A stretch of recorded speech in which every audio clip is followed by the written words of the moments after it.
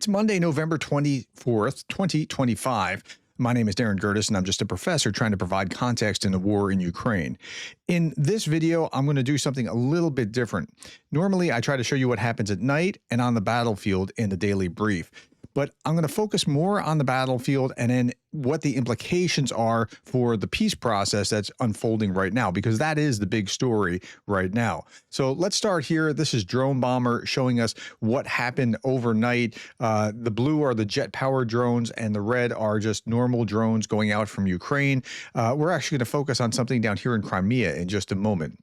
Explosions rocked Russia's Kosovo 790 kilometers from Ukraine overnight amid reported drone activity. We don't know a whole lot about this yet. Flights were suspended, and Russia claimed 93 drones were intercepted. No damage has been confirmed so far. Kosovo is over here. Moscow, it's to the right of Moscow or east of Moscow. So, okay. So we saw that today. And then we saw this. Ukraine's first center of the unmanned systems forces, former 14th Regiment, struck key targets in occupied Crimea, including the Krasnoperesk chemical plant, Brom, which supports Russia's military industry, and several energy facilities, notably the Krasnoperesk substation. I'm sorry about the pronunciation of that, but they were hitting this in Crimea. It's up here in northernmost part of Crimea. And yeah, so that, I mean, these were good hits, but there weren't a lot of them. So we're not focusing on that, and we're going to focus on the battlefield in just a moment and then the implications. Overnight, Russia launched 162 drones. Over 80 of them shot heads. They downed or jammed 125 of the 162. Strikes hit in 15 locations. And we see things like this. Massive late-night drone attacks on a northeastern Ukrainian city of Kharkiv killed at least 4 people, injured 17, local officials say.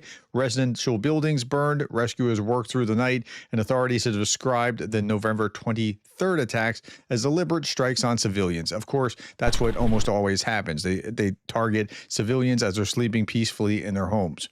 Okay, this image here with all the faces struck out, these are the children that were affected in Chernobyl the other day. Russia killed them in their sleep. This is what Russia continues to do. And this is why one of the points in the 24-point peace plan that the Europeans brought forward is like, bring the children back. Like, that's nowhere. Why that is not first and foremost, I just don't understand. Okay, 1,190 Russians off the battlefield day over day. 3 tanks, 5 armored fighting vehicles, 41 artillery systems, 84 vehicles, and fuel tanks. So 1,190, it's higher than the normal 1,000 or so. So there's intensity on the battlefield. Casualties and equipment losses were well above the 7-day average, including land-based equipments.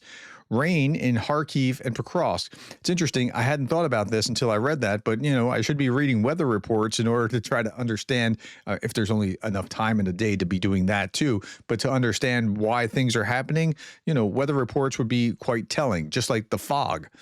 Okay, in the Pokrovsk direction, this was yesterday. Russian invaders conducted 55 assaults. Not high, but Pokrovsk still is the heaviest point on the battlefield, or the most contested point on the battlefield. Russian forces broke through Ukrainian defenses in north of Huliapol. Now, that's the place where they were making some progress. I showed you the other day, Denis Davidov talking about how, like, look, you know, they can only get so far because the tree line, the coverage is no longer there, and then you're going to have a problem. But the breakthrough came after Russia concentrated approximately 40,000 troops on the position, fired over 400 shells daily to level the fortifications. So they took the ground by leveling the place, and then they can, you know, move in or move forward.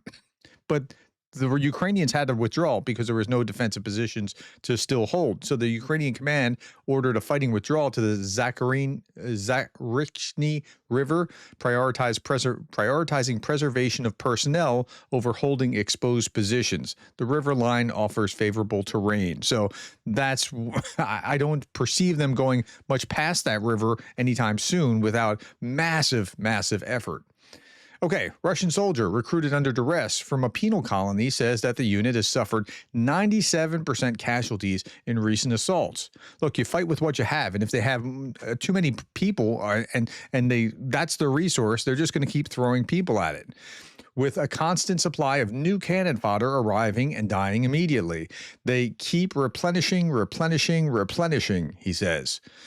On his first operation, he says 140 men went on the first mission, and only 4 of us are currently in contact.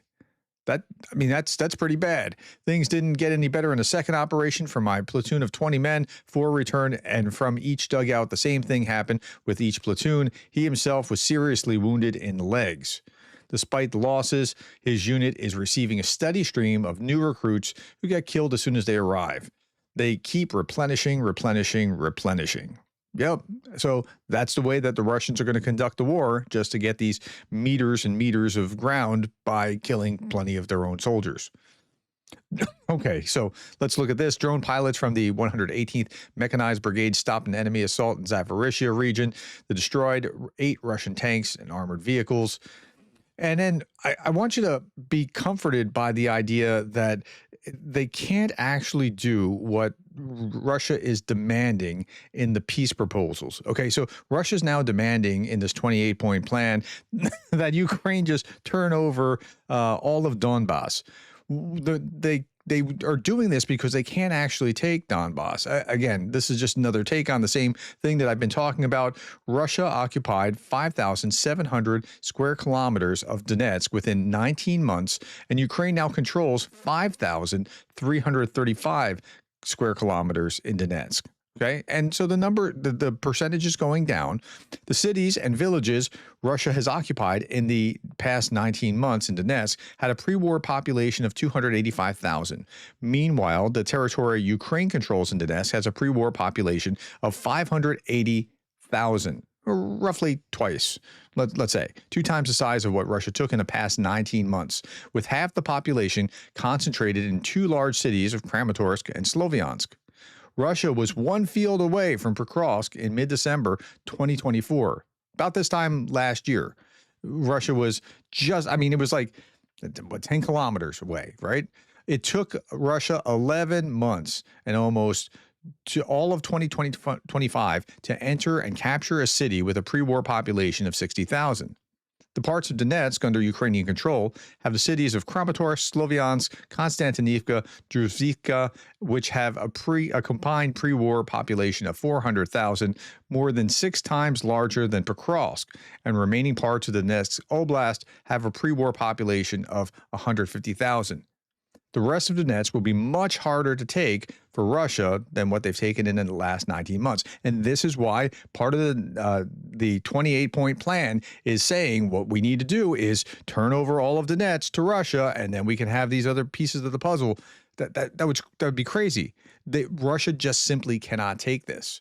So right now, what's going on politically, the big story is this negotiation yesterday in Switzerland with Rubio and the Ukrainian delegation, and they're trying to work something out. It's not going great, but they're trying to work something out. But this Russia plan is not going to be the Russia plan by the time it's all said and done.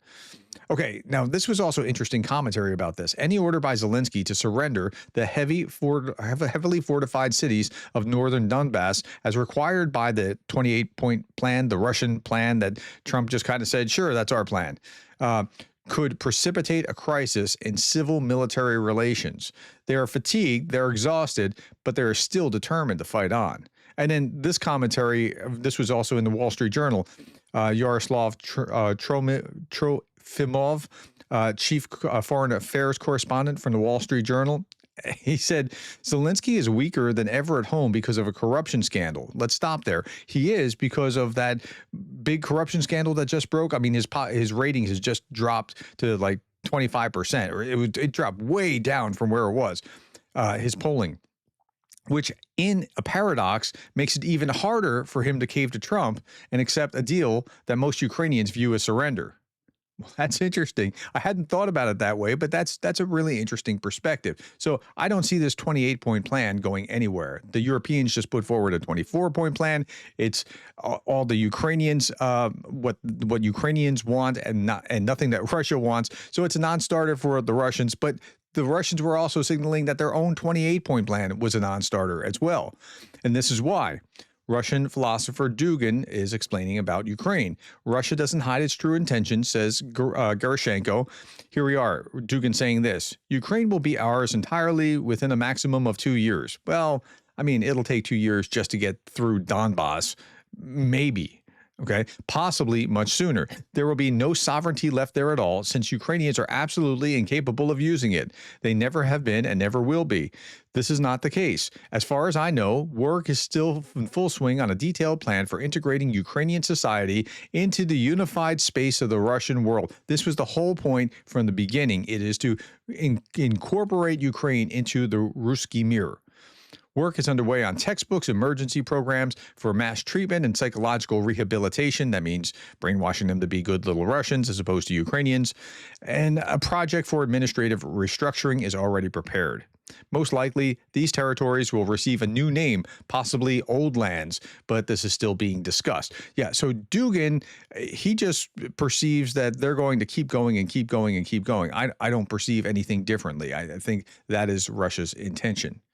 Meanwhile, Ukraine's Firepoint is developing an FP7 that's 200-kilometer range and FP9 with an 855-kilometer range ballistic missiles service by the end of 2025. So the FP7 by the end of 2025 and the FP9 anticipated later thereafter. So they're working at it. They've got to keep just moving forward. A Czech company massively overcharged Ukraine for Chinese drones. This was pretty terrible. An investigation uncovers major scandal involving a Czech company reactive drone. The firm was buying ordinary Chinese drones for a fraction of the price and reselling them to Ukrainian army with a markup of almost 20 times. Over 2 years, the company purchased drones worth $36 million in Czech money and then sold them to Ukraine for $692 million Czech. Yeah, Czech authorities are now investigating how the company managed to profit so heavily from military procurement. But yeah, that's what was going on. And what's this guy doing with this thing in his hand? Well, what he's holding here is interesting. A British team of scuba divers has recovered what is believed to be a Russian tracking device off the Welsh coast, the BBC reported. So this is, the Russian ships passing through around the English Channel, that sort of thing. It's interesting. An acoustic monitoring device used to detect submarines. NARC head Dave Kennard described the device as battered, measuring only 1.2 meters in length and weighing about 15 kilograms. Defense analysts identified the object as a Russian hydroacoustic buoy of a type RGB, probably RGB-1, typically deployed by Russia's Tu-172M maritime patrol craft. They were likely dropped recently. So that's what Russia's been doing. Okay, my shout out to Finman, undergraduate Patreon member. Thank you for your time. And we'll end with this. Those who know Russia also know that this peace would only be an illusion of peace. Here's the peace treaty between Russia and Chechnya. And then just 3 years later, that's what Chechnya looked like.